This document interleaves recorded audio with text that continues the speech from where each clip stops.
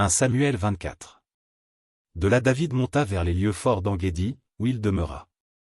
Lorsque Saul fut revenu de la poursuite des Philistins, on vint lui dire, « Voici, David est dans le désert d'En-Guédi. » Saul prit 3000 hommes d'élite sur tout Israël, et il alla chercher David et ses gens jusque sur les rochers des boucs sauvages. Il arriva à des parcs de brebis, qui étaient près du chemin, et là se trouvait une caverne, où il entra pour se couvrir les pieds. David et ses gens étaient au fond de la caverne. Les gens de David lui dirent, « Voici le jour où l'Éternel te dit, je livre ton ennemi entre tes mains, traite-le comme bon te semblera. » David se leva, et coupa doucement le péan du manteau de Saul. Après cela le cœur lui battit, parce qu'il avait coupé le péan du manteau de Saul. Et il dit à ses gens, « Que l'Éternel me garde de commettre contre mon Seigneur, loin de l'Éternel, une action telle que de porter ma main sur lui. Car il est loin de l'Éternel. » Par ces paroles David arrêta ses gens, et les empêcha de se jeter sur Saul.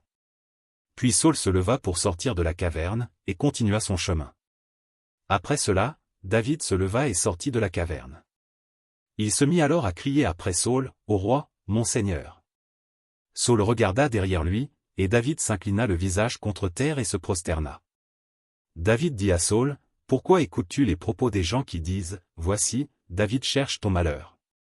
Tu vois maintenant de tes propres yeux que l'Éternel t'avait livré aujourd'hui entre mes mains dans la caverne.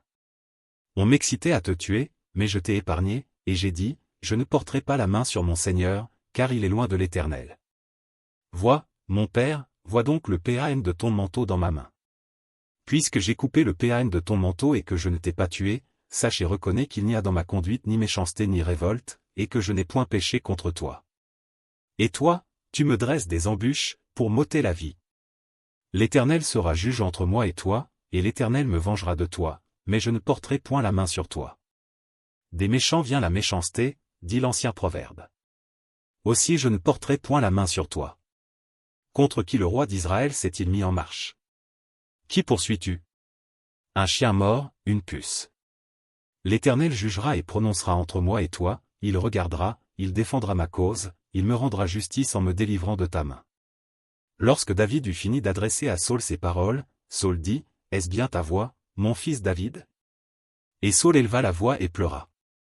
Et il dit à David, « Tu es plus juste que moi, car tu m'as fait du bien, et moi je t'ai fait du mal.